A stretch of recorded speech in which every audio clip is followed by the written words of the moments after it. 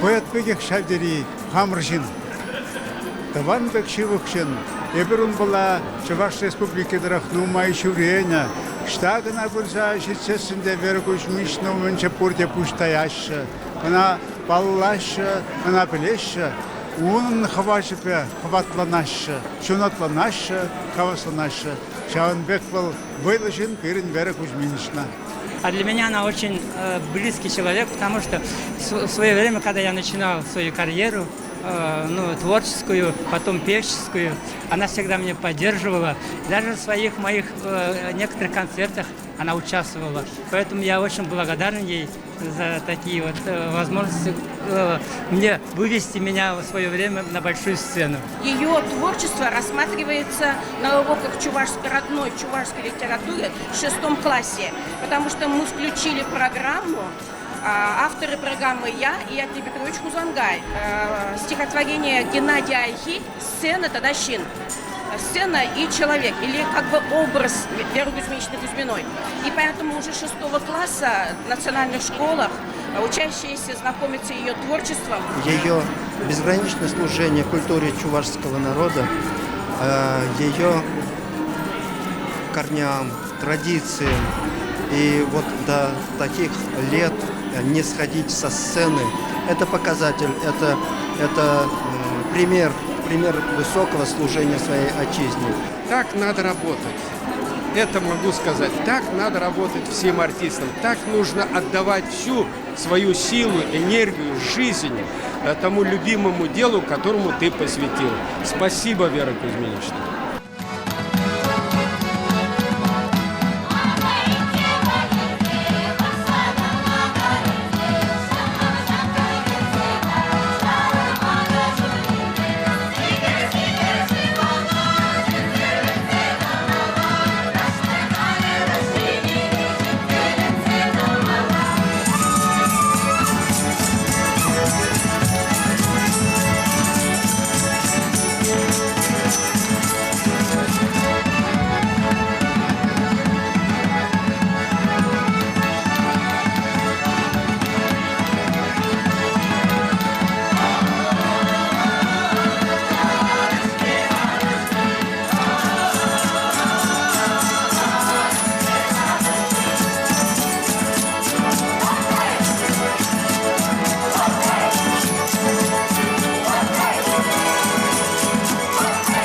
Наш фильм о гениальной театральной актрисе, народной артистке Советского Союза, почетном гражданине Чувашской Республики Вере Кузьминичны Кузьминой.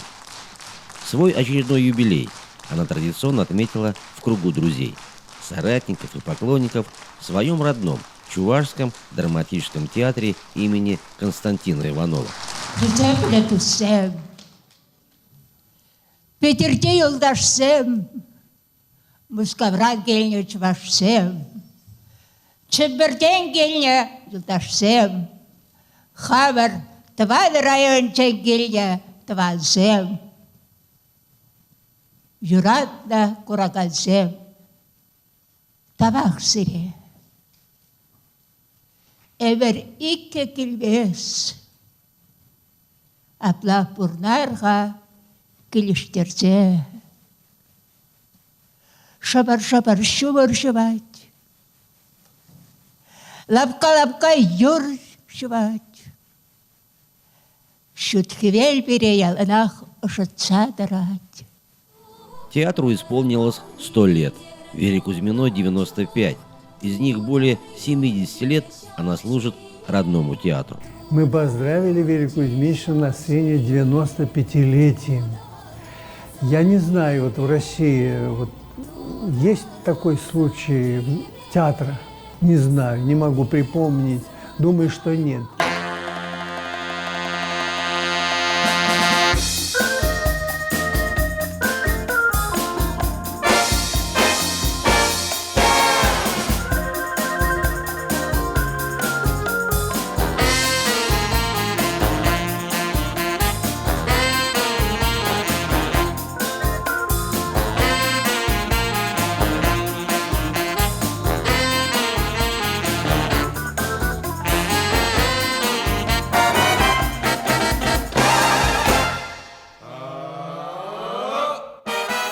сей день она ежедневно ходит утром на репетиции. Нужна, не нужна, она здесь. Не нужна, побудет, побеседует, уходит.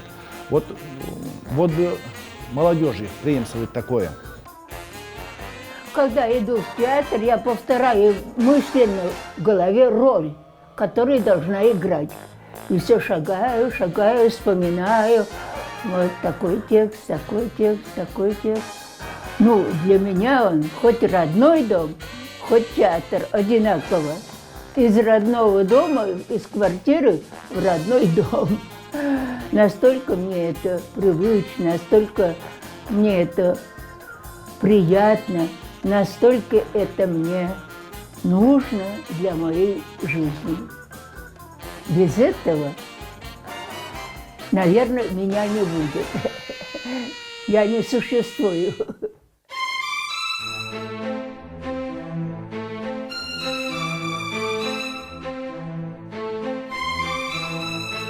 Вера Кузьмина родилась в селе Яншихово-Нарваша Янтиковского района Чувашской республики в семье колхозницы. Село это с особенными традициями. В начале 20 века на средства великого просветителя Ивана Яковлевича Яковлева здесь была построена школа. Она и стала источником знаний для местных ребятишек, основой для развития их способностей, местом культурного и духовного обогащения. Может быть, поэтому из Яншихова-Нарваши вышло так много талантливых людей. Село Яншихова-Нарваши очень богат своими выдающимися людьми. Из нашего села вышли такие замечательные художники, как Спиридонов, Сверчков, Павел Меркурьев, скульптор Григорий Спиридонов, Алексей Майрасов, Василий Кузьмин. Естественно, надо сказать, среди выдающихся людей села Вера Кузьминична Кузьмина. Теперь в школе музей, где хранится память об известных людях села. Один из залов музея украшает скульптура Веры Кузьминой, автором которой является Алексей Майраслов.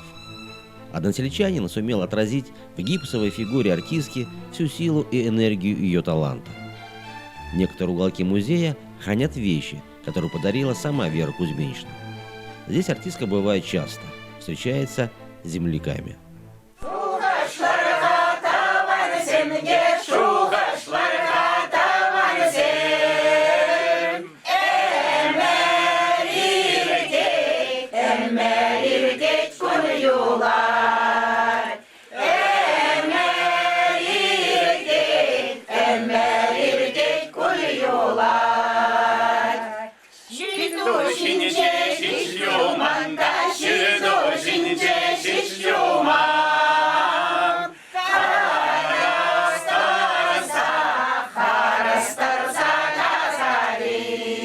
Вере Кузьминичне и ее односельчанам всегда есть что вспомнить.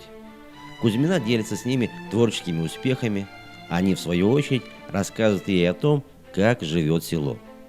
Так известная артистка и ее земляки вдохновляют и питают друг друга духом родной земли, теплом малой родины. И это закономерно, что Вера Кузьминична вновь и вновь возвращается домой. Ведь именно отсюда, в далеком 1940 году, зимой, узнав о наборе в чувашскую студию ГИТИСа, она поспешила в Чебоксары. Я пришла в валенках, как это, стою. Надо читать. Читать. Вышла, и я, голос звонкий был, и на всю мощь. Смешно, конечно, на всю мощь. Сам-сам-марман, сам-марман, нарушение это кашля. Потом там были такие, ритм проверяют, стучат. Ага. Ну, это тоже, в деревне чувашской жила. Что я знала, что такое ритм там, что такое. Оказывается, слух, это естественно же, слух был, наверное. Я точно помню. Подумаешь там. Или там на пианино, это проиграют что-то, и надо спеть. Тоже. Наверное, это природный слух был, и вот это помогает. Вера получила приглашение на учебу в Москву в начале 1941 года, попав в большой кипучий город. Но вскоре она и другие чувашские ребята освоилась в столице и почувствовала себя в ГИТИСе как в родной семье. Ведь проректором в институте тогда работал уроженец Чуваши, земляк Кузьминой Дмитрий Данилович Данилов. Ну, он как родной отец.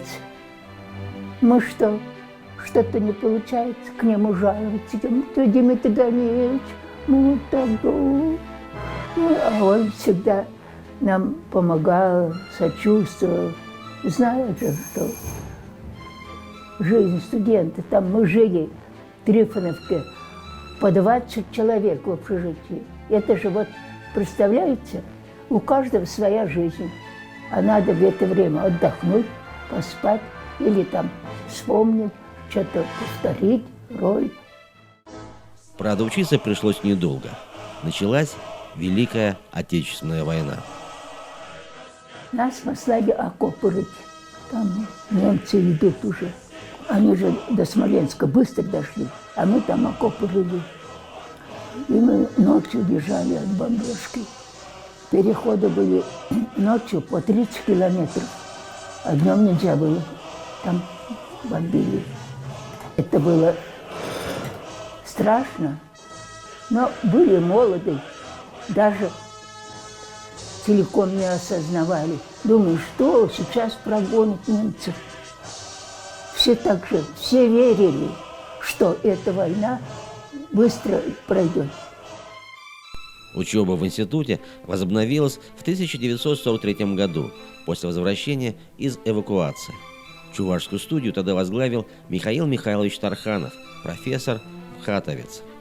Он преподавал актерское мастерство, сценическую речь. Владея секретом интонации, тембра голоса и оттенков речи, он заставлял чувашских студентов работать с максимальным напряжением сил. Он в кожаном кресле сидит, ногами в кресле сидит так.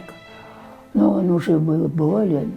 Но вставал с кресла и на сцену по ступенькам, как мальчишка, и показывал выход Чацкого. Вот как Чацкий приходит к Софье. Хотя был сам болен. Он все забывал. Все свою внутреннюю сущность передавал актерам. В 1947 году Вера Кузьмина и другие воспитанники Тарханова приехали в Чебоксары и пополнили коллектив театра. Затем, в последующие годы, в него вливались актеры, закончившие московские и питерские театральные вузы. Благодаря этому на сцене театра выросла целая плеяда выдающихся деятелей искусства. В этой среде Вера Кузьмина росла и развивалась. Как актриса, играла разные роли и совершенствовала себя.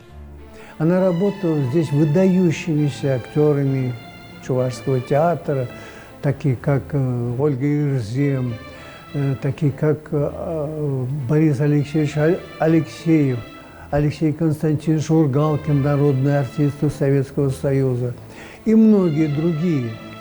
Конкуренция была сильная, потому что талантливых актеров было очень много в те годы и нынче. Я думаю, что вот традиции, вот эти отбора талантов, воспитания, и они друг у друга учатся, они продолжаются. Валерий Николаевич Яковлев, народный артист Советского Союза, лауреат государственных премий Чувашии и России, с 1979 года является художественным руководителем Чувашского драмтеатра. За эти годы у них с Кузьминой сложился успешный творческий тандем. И Вера Кузьминична у меня была занята с первых же моих спектаклей режиссерских и продолжает быть занятой нынче. Она делала много интересных ролей в моих спектаклях. Они вошли в историю театра, начиная там «Черный хлеб» Ильбекова, «Кровавая свадьба», Гарсия Лорка, «Мать» – это великая работа. «Выйди за Ивана», где уже мы как партнеры встречались, как актеры, актриса, она ну и во многих других спектаклях. Почему хорошо работать? Он сам актером был. Вначале он актером был, потом поехал вновь в ГИТИС на режиссера учиться. Поэтому актерскую шкуру, его жизнь, ее состояние он прекрасно понимает. Вот в чем дело. А не холодный режиссер, который должен, вот, туда мизансцена, туда идешь, тут говоришь. Нет, нет, не так. Вот это понимание актерской сущности, это очень ценно. Искусство Веры Кузьминой сложное и простое одновременно. Но в любом случае оно народно по своей сути. Ее героиня – представительница разных слоев общества. Она играла эти роли так, чтобы было понятно любому зрителю, талантливо донося режиссерский замысел до каждого сидящего в зале. Я чувствую перед ними как бы часть вот этой людей. Как бы на время я вышла на сцену и с ними общаюсь, не отрываясь от них. Самая смешная роль и комедийная – это Кайгай Ивана Кадирук. Он узмахлансалар, hayal ettiğini bana bir tek hışabındallık. Etle hayazikle. Nasıl tüpte durmazdık da? Aktasına kirarımsın bu bıçak gibi yılıktar zazice. Ooo, yarasa ne bunu isteyecektin ne?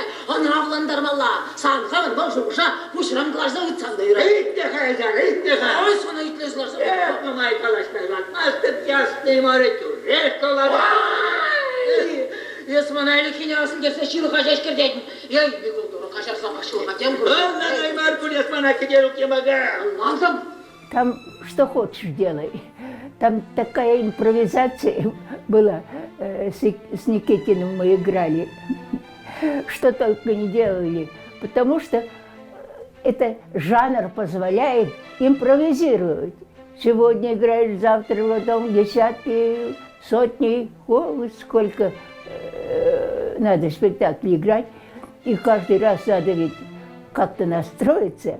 Иногда ради шутки что-то мы подумаем. Огромное вдохновение получила сама актриса и вся группа театра, когда в 90-е годы на фестивале в городе Орел с успехом прошел спектакль Валерия Яковлева «Ежевика вдоль плетня» по пьесе Бориса Чиндыкова. Спектакль тогда произвел фурор, абсолютный фурор. После спектакля, я помню, аплодировали. Господи, как? Это такой прием. Потом, после фестиваля, обычно актерский клуб бывает, это в буфете встречаются, обсуждают спектакли просмотренные. Все актеры, которые приехали на фестиваль, стоя аплодировали. Вот на глазах слезы выворачиваются. Но такого приема мы практически не видели. Пьеса в исполнении Чувашского драмтеатра «Баба Шанель» прогремела также на всю страну. Героиня Веры Кузьминой, еврейка по имени Сара, не оставила равнодушными даже самых требовательных театральных деятелей. Когда я начала с ней работать, первая моя дипломная работа режиссерская «Баба Шанель», это было нечто, как она работает. Потому что вот такого уровня профессионализма я нигде еще не видела. А когда мы поехали на фестиваль «Каледа Плейс» в Екатеринбург, она произвела настоящий фурор. Ее назвали чувашской Сара Бернар. Сам Каледа, Николай Каледа, был в восхищении от нее. Весь Екатеринбург только о ней и говорил. Она была настолько потрясающей. Режиссеры очень любят работать с Кузьминой, потому что она доверяется им и уважает их труд. Я ставил спектакль, она участвовала в моих спектаклях. Конечно, мне было очень трепетно, очень ответственно с Верой Кузьмичной ставить спектакль, скажем, да. Видите, такие большие артисты, и вдруг какой-то маленький режиссерик с ней ставит спектакли. Но она, вот как интересно, я замечаю, и с другими тоже режиссерами, одна из артистов, таких больших магиканов, она отдается полностью режиссеру, как пластилин. И внутренне. Она умеет досконально работать, одно удовольствие с ней работать. Вершина творческого союза Ивана Ивановича и Веры Кузьминичны стала постановка моноспектакля «Черная ласточка» по пьесе Бориса Чиндыкова. Такой драматургии до того времени не было чувашской драматургии, до сих пор нету, именно на Веру Кузьминичну. И я потом эту драму поставил на сцене. Вначале мы с Верой Кузьминичной поставили это в камерном варианте, и через год мы выставили на большую сцену. И на 85-летие этот спектакль был сыгран, уже обкатанный. Мне так нравились монологи, мне так нравились песни, которые я должна была петь.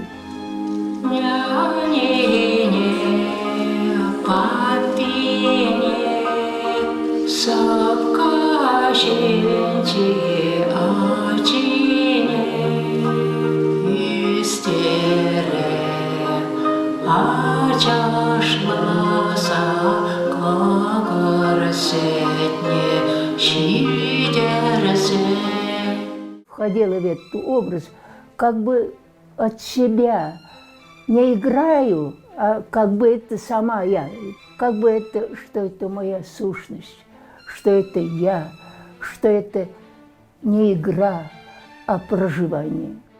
Этим спектаклем Чувашский драматический театр покорил мировую публику на фестивале в Турции. Это был настоящий успех чувашской драматургии и триумф чувашской актрисы.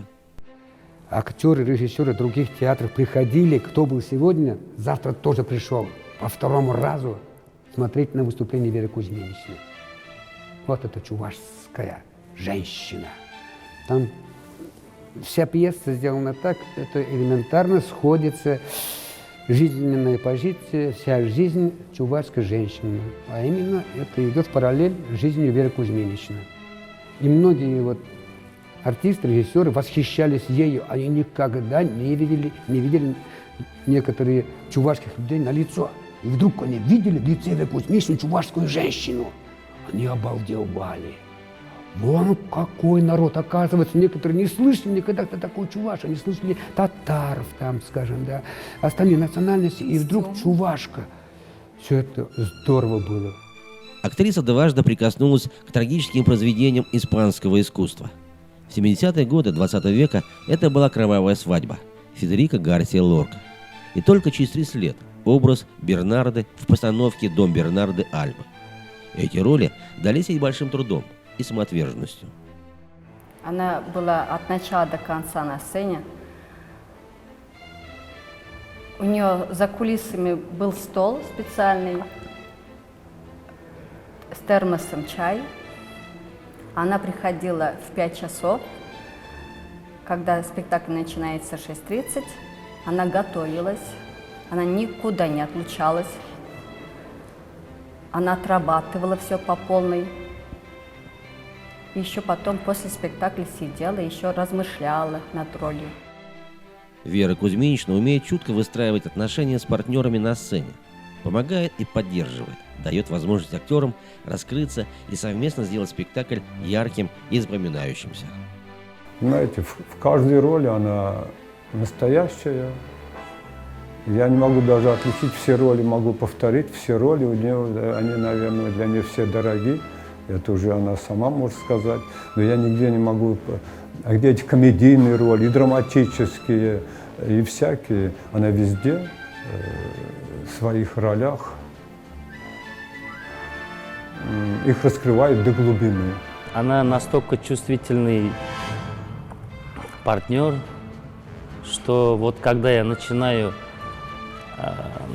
на сцене баловаться, как-то вот начинаю делать то, что не репетировано, вот сиюминутно что-то придумывать, и она моментально вот это улавливает, включается и начинает вместе со мной там вот такие тоже баловаться, там потому играть. Что она озорница. Да, и сама она по жизни вообще, конечно, озорная.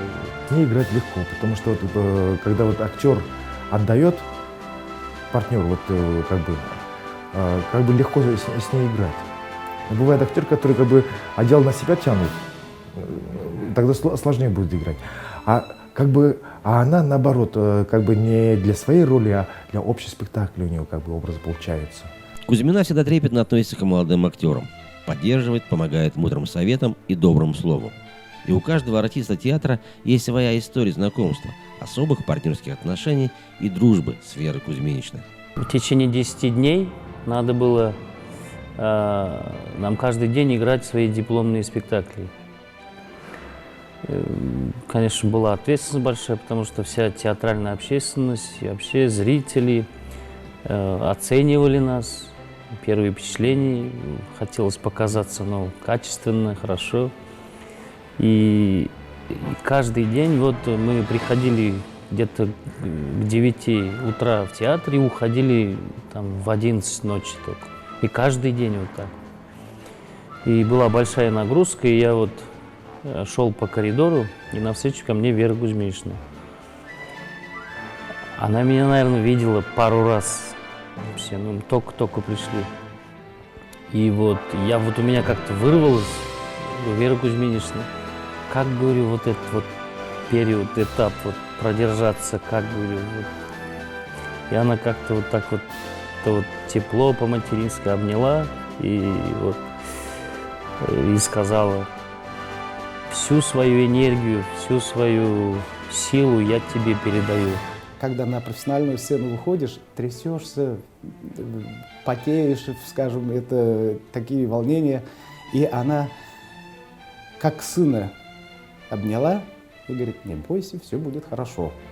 И мы пошли. И вот играли этот спектакль. Мне так нравился играть с ней.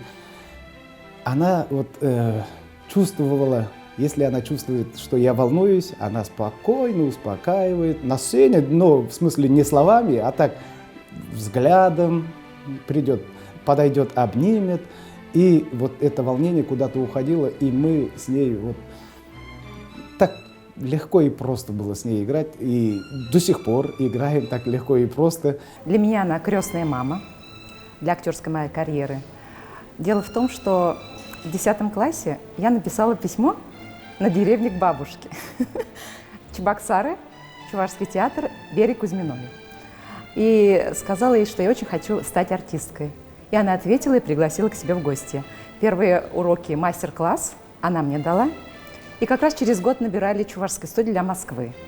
Вот таким образом, хотя она просто провела мастер-класс, а больше никак мы не общались. Она очень удивилась, когда узнала, что я поступила.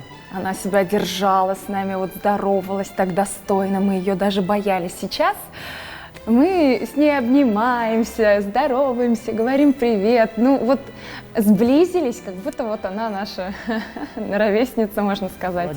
Вся молодежь театра к ней относится как будто мы всю жизнь ровни вместе. И она молодая такая же, даже здоровается вот так здоровается все. И просто удивительно, но просто поражает ее какая-то стойкость, не знаю, преданность. Потому что мы свою любовь, и она свою любовь открыто говорит, нескрываемую любовь, поэтому. Последующим поколениям актеров есть чему учиться у Веры Кузьминичны, в смысле профессионализма. Мне кажется, современная молодежь, работающая в театре, многому может научиться у нее и учиться. И дисциплине, и преданности своему театру, преданности искусству театра, преданности к своему народу, к своему зрителю. То есть такие, может быть, слова очень высокопарные кажутся, но они на самом деле по отношению к ней звучат просто и естественно. Она преданный человек своему народу, своему искусству. Вообще Вера Кузьминична очень ответственная личность. Она если возьмется, прям все правильно скажет, очень ответственно подходит. У нее очень стальной характер. Мы берем с нее пример. Мы и на гастролях вместе ездили, играли вместе. Условия такие, сцены маленькие, гостиницы, так себе. Мы ноем, мы жалуемся, а Вера Кузьминична никогда не жалуется, никогда не жаловалась. Для нее везде всегда фурор. Она всегда готова, допустим, Вера Кузьминична, надо сегодня встреча со школьниками в такой-то школе, или там в деревне в каком-то клубе, или ну, на встрече. Она всегда готова, у нее всегда стихи готовы, она знает, что говорить, и она несет это достойно. У нее мудрость вот такая, вот когда она речи говорит, вот у нее все так, начало, середина, конец, все обдумано, все это так в точку. Вот не всякий ведь так может. Для молодого поколения это просто живой пример, как нужно быть преданным театральному искусству. И когда мы ее видим за кулисами, на сцене, человек, который хочет научиться чему-то, он научится даже при общении Веры Кузьминичны Кузьминой. Она многое не скажет, но она скажет пару предложений, но с этими предложениями даже можно жить и творить на сцене. Казалось бы, Вера Кузьмина совершенно в своем мастерстве. Но она актриса, и у нее, конечно, есть несыгранные роли.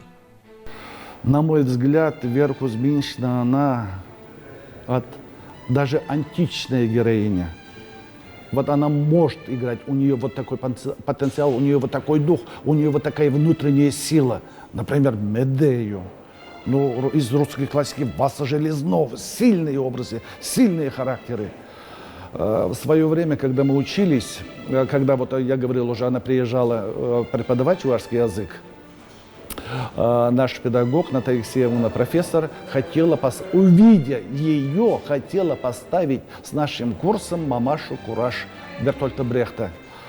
Вот в роли мамаши Кураж Вера Кузьминична, конечно, остальные все это образы вот не смогли реализовать. Мне кажется, у нее все-таки есть то, что боль в душе, не сыгранные, может и нету, не знаю, но обязательно у каждого актера это остается. Хоть сколько играй, хоть какие главные роли не играй, вот это хотелось бы сыграть, вот это, время ушло, что-то такое, вот такое. Нет, мне кажется, у нее тоже есть. А мне из Марийского театра там актеры говорили: вам надо играть мамашу Кураж, мамашу Кураж. Не судьба. Хотя я, наверное, внутренне могла бы вытянуть этот образ.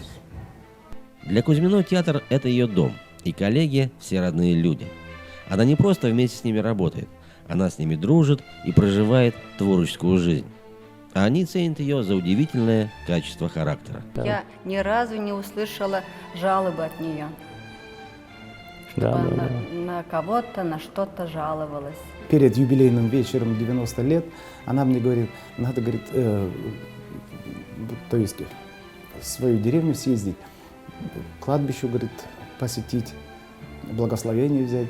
Конечно, говорю, Вера Кузьминична, поедем. Осень, уже дороги слякоть, невозможно проехать. Мы поехали с ней вдвоем, посетили кладбище, обратно уезжаем, и там колея. Мы чуть-чуть застряли, она сидит рядом. И я туда-сюда, никак не могу с колеи выскочить. Ну, думаю, остановился, думаю, камешек подложу и поднимусь с этой колеи. Остановился, начал выходить. Она мне говорит: Сергей, что случилось? Я говорю, чуть-чуть застряли. Ей 90 лет. Она мне говорит, выйти подтолкнуть? Вот, если бы я сказал, да, Вера Кузьминична, помогите, пожалуйста, она бы вышла, подтолкнула машину. Очень легка на подъем, она никогда ни в чем не отказывает. Она, если день рождения справлять, так она и на дачу может приехать, и туда, и сюда. Она абсолютно душой не стареет. В дополнение к активной творческой деятельности Вера Кузьмина всегда вела здоровый образ жизни. Это спорт, разумное питание, выдержанное психологическое равновесие и баня. Как признается Вера Кузьминична, все это помогало ей на протяжении стольких лет жизни. Ограничиваю питание. То есть себя я не заставляю голодать. Утром творог поела, все. Днем первое поела, все. А не так, чтобы первое, второе, там еще компот. Я этого... И мне очень легко и хорошо. Физическое состояние актера тоже очень важно.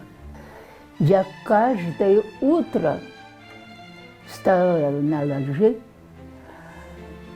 там у нас залив, или там, я в северо-западном жил, там по лес, тоже по шоссе, там лыжня просто замечательный, каждый день. До сих пор ее жизненные силы питает та единственная любовь, которую она встретила еще в годы учебы в ГИТИСе. Нам объявляют, что приехал чувашский поэт Петр Петрович Хузангай и будет переводить Грибоедовскую «Горе от ума». Ну, хорошо, думаю. И его тоже, ну куда поселить? Тоже в общежитии. Там нигде жили. Вот постепенно так. Он тоже в общежитии, таком парчевом, красный парчевый халат. И ходили мы, прям восхищались. Ходил он так. Ну, вот так постепенно. В общежитии же тесно. Так и познакомились. Знакомство переросло в создание семьи.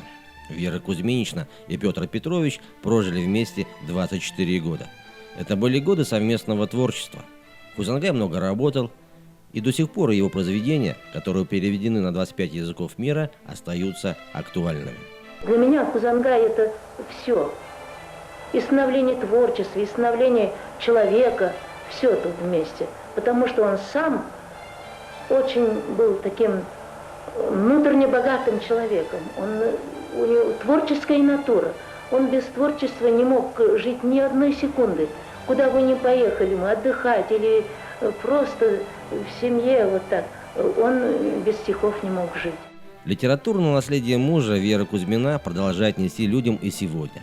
Она встречается с земляками, живущими в других регионах России. Часто посещает музей, который создан на родине поэта в деревне Сехтерма Алькеевского района Республики Татарстан.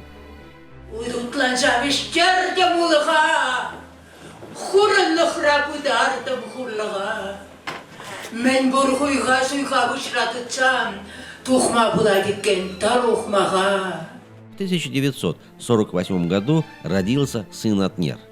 Все его детство прошло в Чебоксарах. Часто он ездил с мамой на гастроли или проводил много времени на репетициях в театре. Поэтому надо было мне куда-то, значит, в свободное время деваться. Вот я в театре там много проводил время, много спектаклей смотрел. Там был такой спектакль, я помню, по пьесе Никитина, «Сарбеге» называется. Там мама играла главную роль, эту девушку. Вот, а там какие-то всякие злые силы, там что-то, какие-то там шуйтаны, какие-то черти там и так далее. Все хотели там что-то, какое-то ей зло причинить. Я помню, очень переживал из-за этого. Петр Петрович и Вера Кузьминична были демократичными родителями.